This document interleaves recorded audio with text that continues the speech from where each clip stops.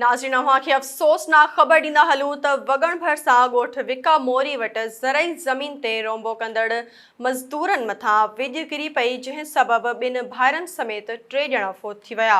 SS news जे reporter Zafar मुग़ैरी ऐं बदर बलोच मूजिबि ज़मीन ते रोंबो कंदड़ हारियुनि मथां विॼ किरी पई, जंहिं सबबि 2 सॻा भाइर मोहम्मद ख़ान ऐं मोहम्मद इसहाक़ पुट रबन अली विको ऐं मोहम्मद अमीन पुट सिकंदर अली विको मौक़े ते ई फ़ौत थी विया। फ़ौतनि खे मक़ामी अस्पताल आंदो वियो। ज़रूरी कार्रवाई बाद मढ़ वारसनि हवाले कया विया। फ़ौतनि जा लाश घर पहुचण ते रोज राड़ो ऐं कोहराम मची वियो।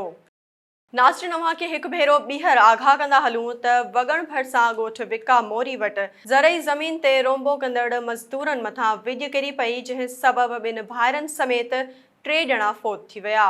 एसएस न्यूज़ जे रिपोर्टर ज़फ़र मुग़ैरी ऐं बदर बलोच मूजिबि ज़मीन ते रोंबो कंदड़ हारियुनि मथां विॼ किरी पई, जंहिं सबबि 2 सॻा भाइर मोहम्मद ख़ान ऐं मोहम्मद इसहाक़ पुट रबन अली विको ऐं मोहम्मद अमीन पुट सिकंदर अली विको मौक़े ते ई फ़ौत थी विया। फ़ौतनि खे मक़ामी अस्पताल आंदो वियो। ज़रूरी कार्रवाई बाद मढ़ वारसनि हवाले कया विया। फ़ौतनि जा लाश घर पहुचण ते रोज राड़ो ऐं कोहराम मची वियो।